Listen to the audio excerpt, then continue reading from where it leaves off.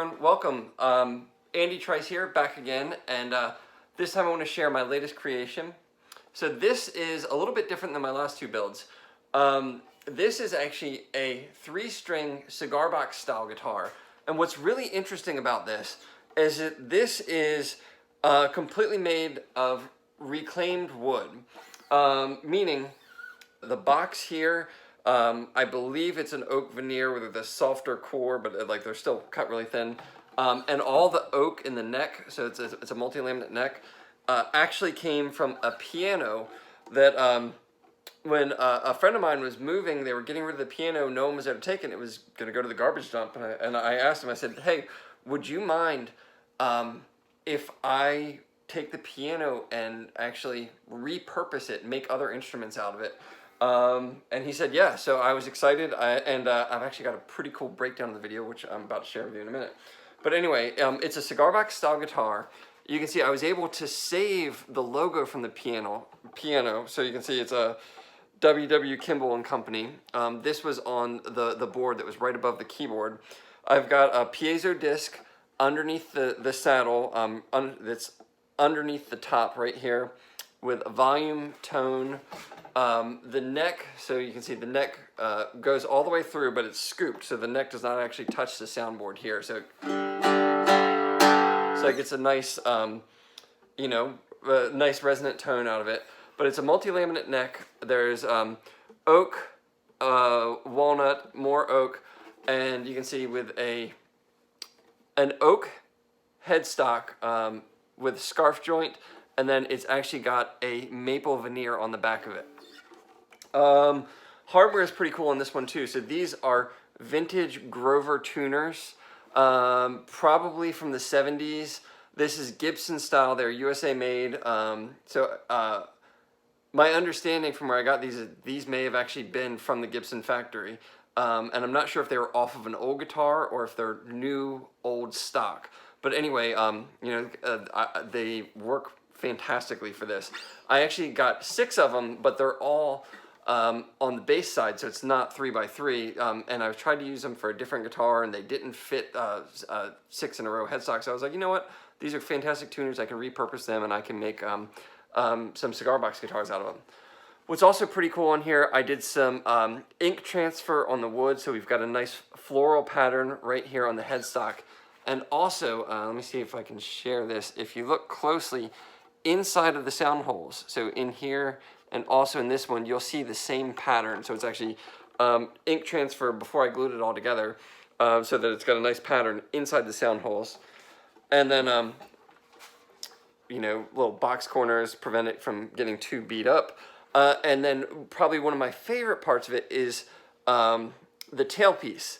This is actually a hinge from the old piano, and I basically heated it up and was able to bend it and shape it so that it fits the contour of the end of the neck, and it works fantastic for anchoring the strings, and then they are over the bridge, which is over the soundboard here.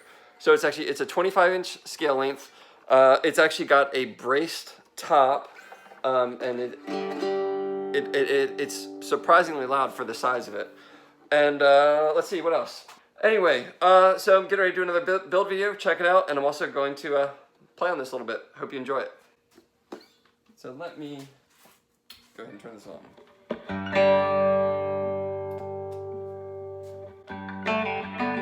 The first thing I did was break down the piano. Here you can see a time-lapse of the process. The time-lapse makes it look a lot easier than it really was. That puppy was heavy.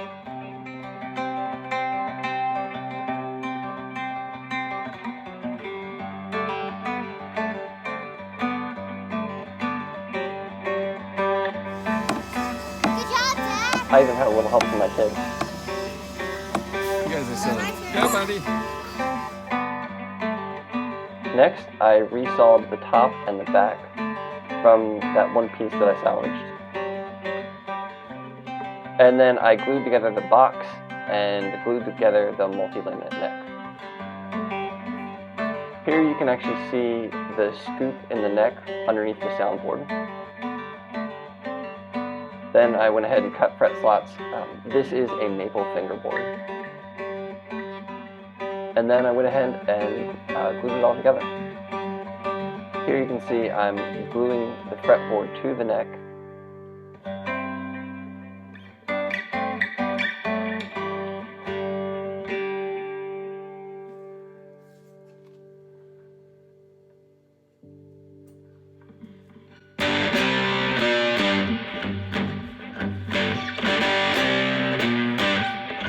And then I glued ears onto the headstock so that I could get the final headstock shape.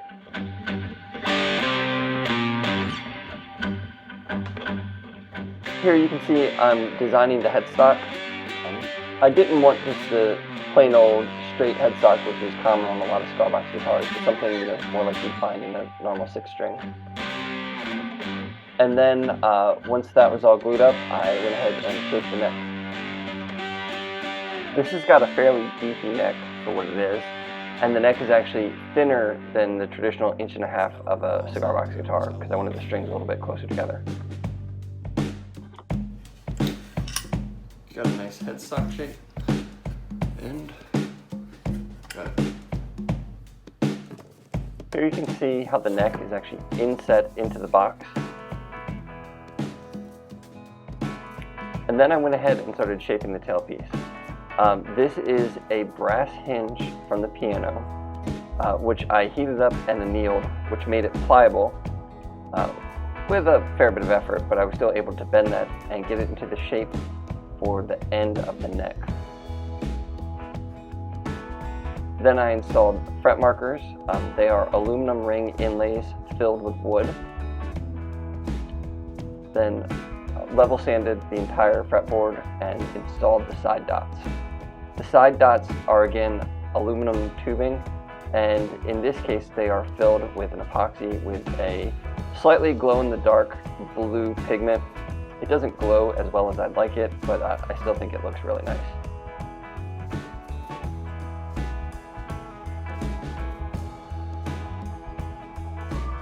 Next, I treated the fretboard with CA glue. Just wanted to make sure that that was nice and stable and wasn't going to deteriorate. And then I did an ink transfer on the headstock.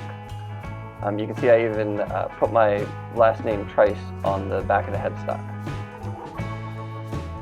Next, I installed the frets, seated them with a little bit of wood glue underneath, and then leveled, crowned, and polished all of the frets. After sanding, I stained all the edges of the box so that the seams were not as noticeable. And here you can see the bracing underneath the soundboard. Next, I glued the box and the neck together. The neck and the box are joined with tight bond, but the top soundboard and the back are actually glued with hide glue, so if they ever need to be removed to service it later on, that will be possible.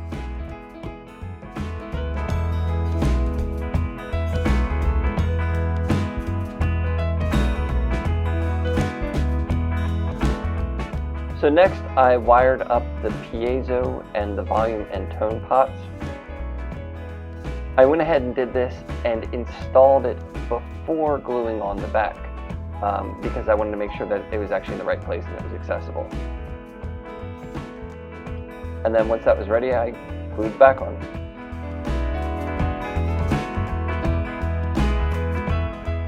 Next, I made the bridge.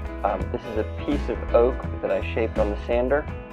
And then I cut a fret slot into it and seated a fret as the saddle for the strings to sit on. I fit this to the contour of the box. And I added an arch where it meets the soundboard to reduce buzzing. Next, I fit and shaped a bone nut. Here you can see I'm doing the trick where you use half of a pencil and run it along the top of the frets to get the correct height.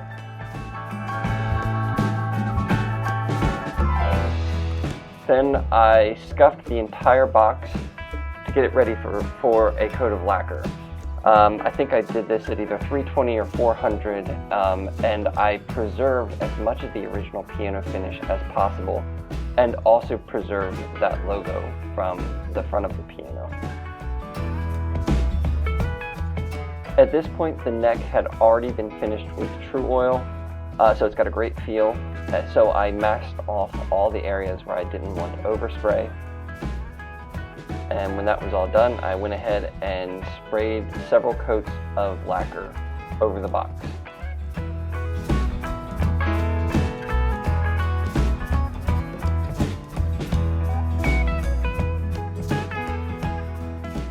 At this point, all that's really left was to put it together and then start playing. Hope you've enjoyed this.